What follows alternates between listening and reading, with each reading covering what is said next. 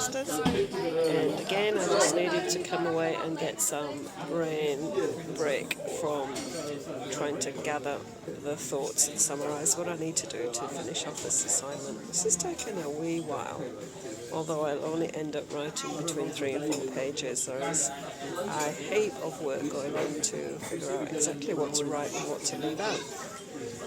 So I think that's part of the challenge when you're trying to summarise what other people believe about things. So we're just in our local cafe and it is extremely busy. Today is a public holiday, so nobody works on this particular day. But obviously everybody's coming out to the cafe to have some food. So yeah, I'm just going to spend a few minutes just sharing some of the things that I am learning. And I think one of the things, like I'm doing this Masters in Theology, and one of the things that's really important is that the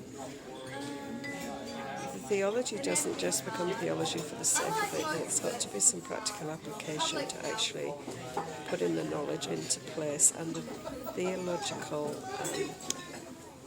positions that people take need to be of us.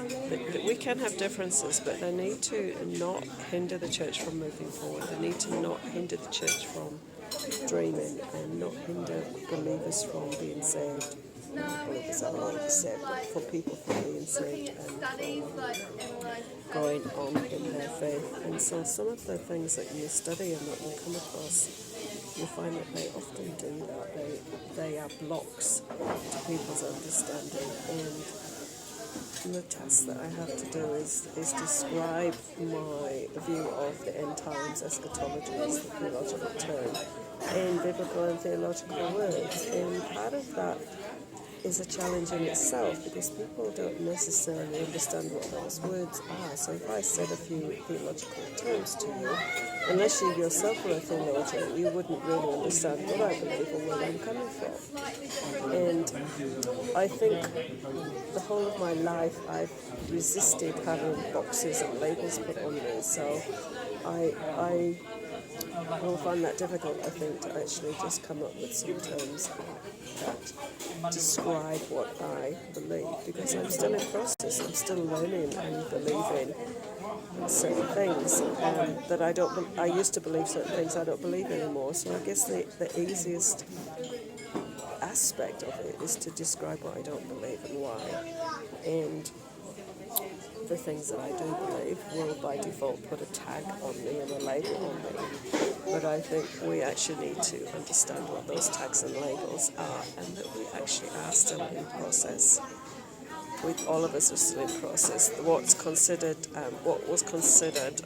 the doctrine of the church in the 1st and 2nd century is way away from what's now considered the doctrine of the church, and in some cases that is a bad thing, that we've actually moved away from the teaching of the apostles.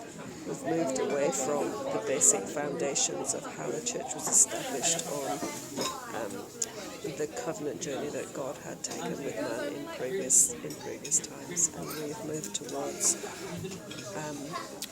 21st century eyes in the belief of what God did for the church, the beginning of the church.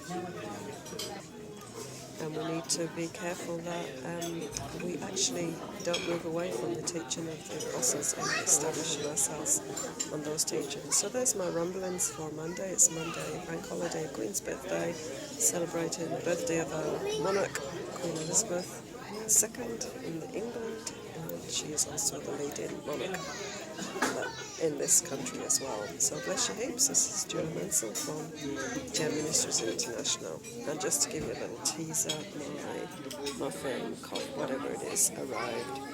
So I will go and eat that. Here it is. Banana cake.